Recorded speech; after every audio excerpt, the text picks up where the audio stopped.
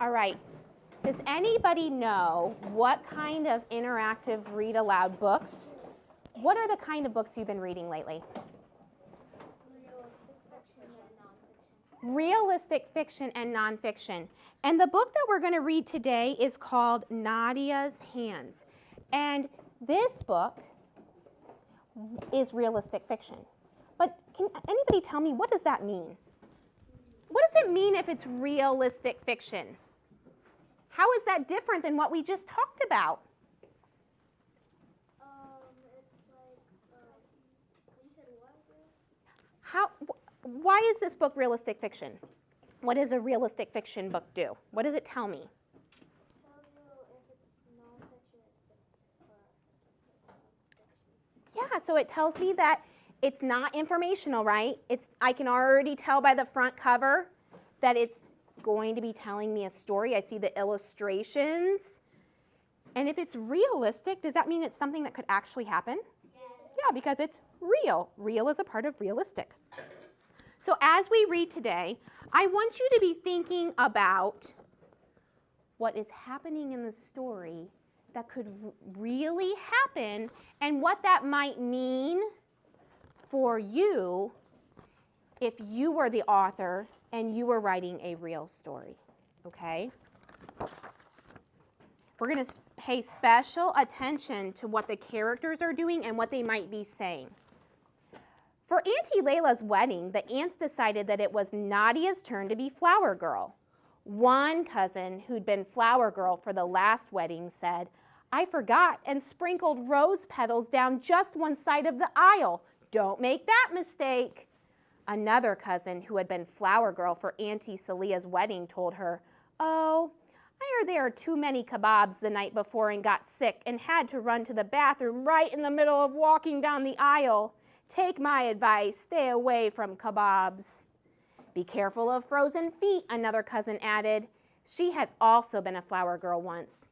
"I got stage fright just as I was about to walk down the aisle. My feet froze."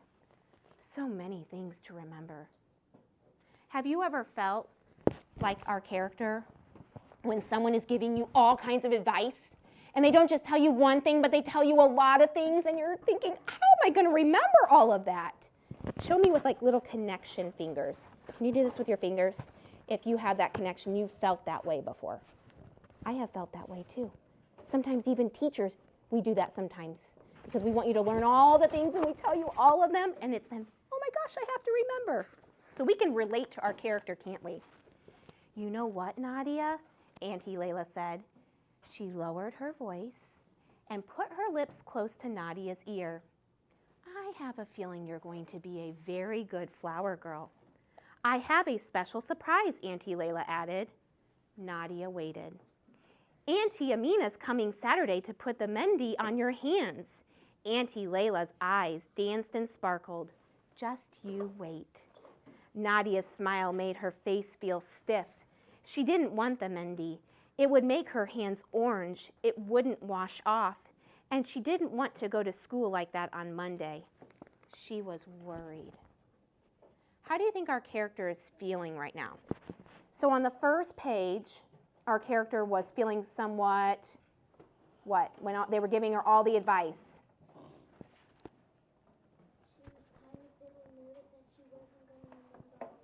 Yeah, and now she's finding out that her auntie is coming.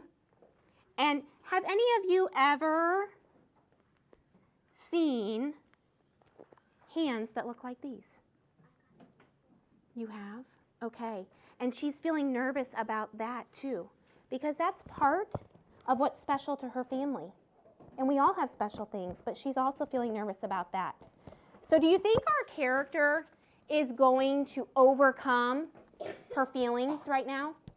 Do you think she's going to feel better about that? Should we read to find out? We're going to read a couple more pages and then we're going to talk about that, okay? So I want you to listen to see how her feelings might be changing. But on Saturday, Nadia forgot her worry and woke up filled with anticipation. That's a really big word. Does anybody know what anticipation means? If I'm anticipating something, anticipation.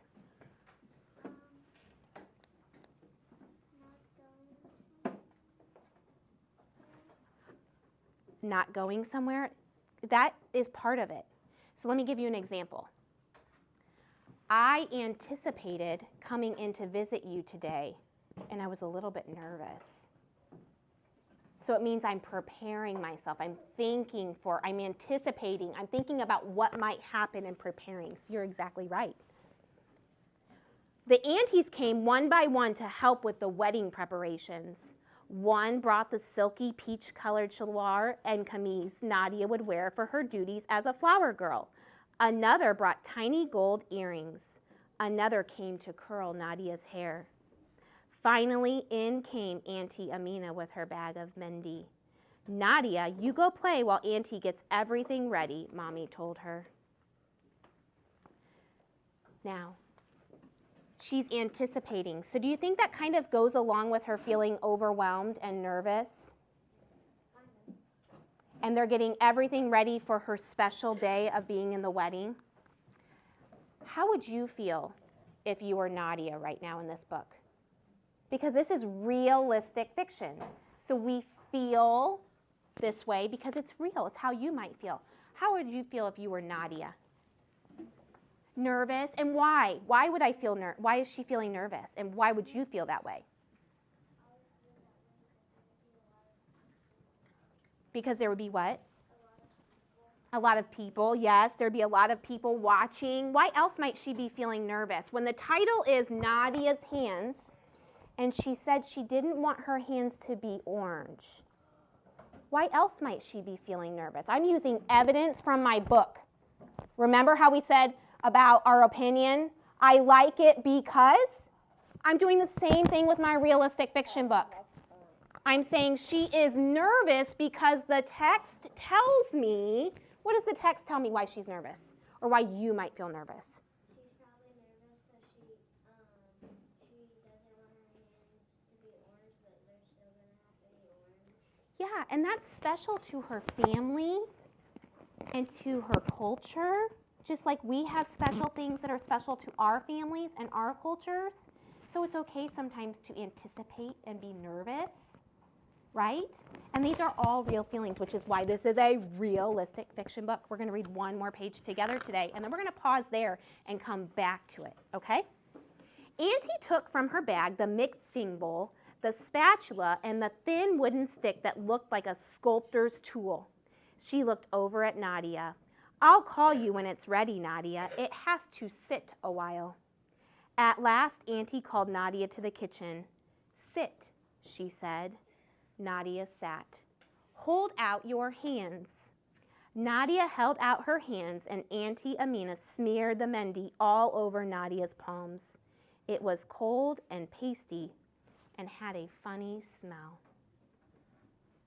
Okay, so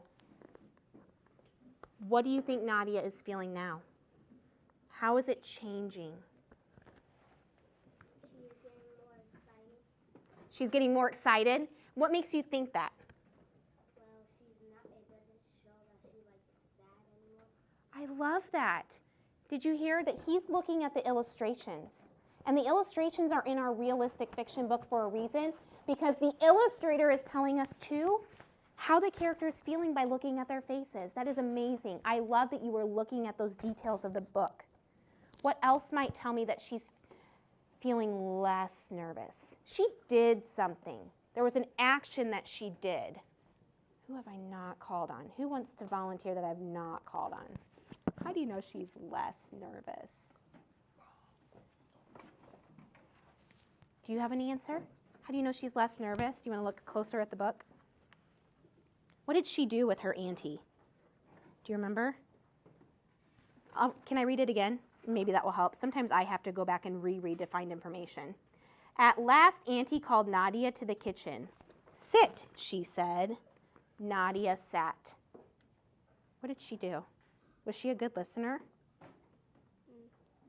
Yeah, she was. She sat. Sometimes when I don't want to do something, I think, oh my gosh, I should just run away and go do something different. But she didn't. She said, no, I'm going to do this because I know it's important. Okay, we're going to finish our book. Auntie said mysteriously. With her wooden stick, she began to draw the intricate designs that all the aunties loved. While she did this delicate work, she sang softly to herself a song in Urdu, one that Nadia had heard many times before. Nadia did not budge. She almost did not breathe.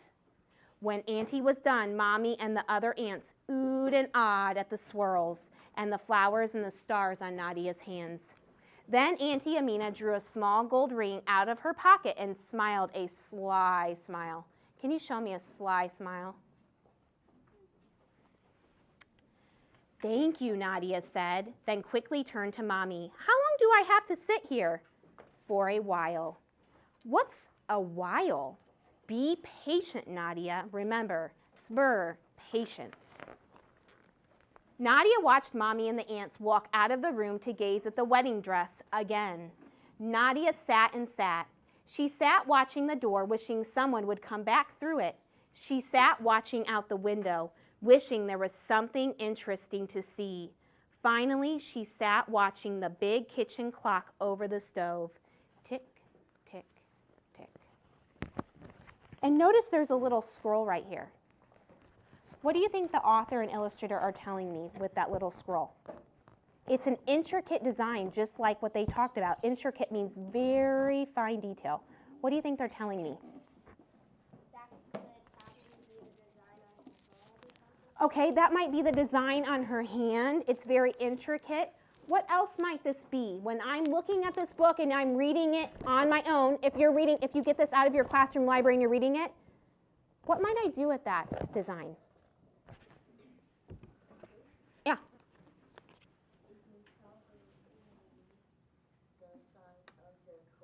It might be the sign of their culture.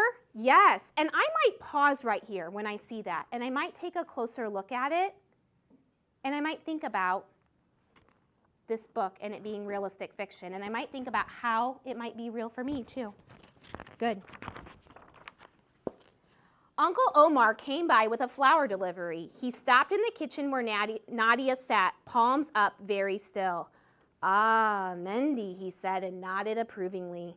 Uncle Abdul Rahim came next. He stopped by the kitchen to peek in the simmering pots on the stove, part of the wedding feast. Ah, Nadia, he said, turning around, you were so quiet and still. I didn't know you were there. I'm showing everyone I have a saber, she said. That made Uncle laugh.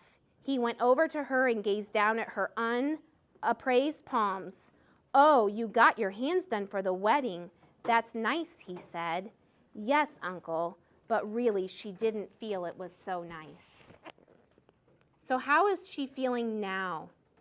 First, she felt kind of overwhelmed by all the advice she was given, and then she felt nervous. And now the author says, but really she didn't feel it was so nice. How do you think she's feeling about it? I think that she's feeling now like, I forgot how to say it, like confused or doesn't really like it. Yeah, and you know what? You know what I really like that you just said? You're using words that, like you said, confused. When you're thinking about how the character's feeling, you're thinking about how you would feel. And when it's realistic fiction, we can think about it's real. It's how I am too.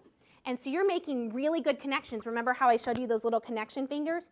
You're making connections so you can understand the character and you can understand what she might be feeling. It's almost like you're in the book with her because you can understand exactly how she's feeling. Now the author gives me a place where I'm going to stop for today because we need to move forward with your next part of your day with your small group. But there's still part of the story that we haven't read that we can get to the next day with your teacher. And I think she's going to be very excited to finish this with you so she can see how Nadia is feeling too. So when your teacher, whether you finish this today or you finish it the next day, when she comes in and she hasn't read the beginning part, what can you tell her about our character Nadia? What can you tell her so she has some background knowledge? What are you going to tell her about Nadia? In the beginning, we would say she's feeling stressed because she's getting all the advice, then she's feeling nervous. Yes, Yes, she's feeling a lot of emotions. Very good. I'm glad because it's going to be really important to remember that. What else might you tell your teacher about Nadia? Kind of about the beginning, her motions start to go up. Oh my gosh, I love that. And listen to the word you used, her emotions. Emotions is a word to describe our feelings. That is amazing.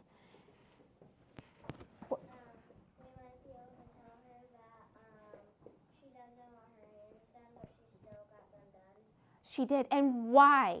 Why did Nadia sit? So she can get them done. Yeah, and why did she do that? Because Nadia knows what? She was a good listener. She was an excellent listener, just like all of you. She was an excellent listener. And what else? She knew it was important because it was a special occasion, wasn't it? Do you remember what the special occasion was that she was getting ready for? The wedding, and she was going to be the flower girl and walk down the aisle. So we're going to stop there so that we can move forward with our next task. I want to thank you, boys and girls, because I am done with you for the day. And I'm really sad because you guys are amazing. And if I didn't have to go to another school and see more children, I'd want to stay here. Could I come back someday maybe? Yeah. And we could do some more reading and learning together? Thank you. You guys are amazing. Now, when your teacher comes back, if you have time to finish that book today, would you please finish that book with her? Yeah. And then I want you to tell me how it ends.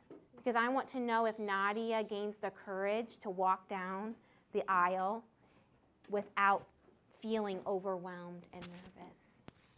Thank you.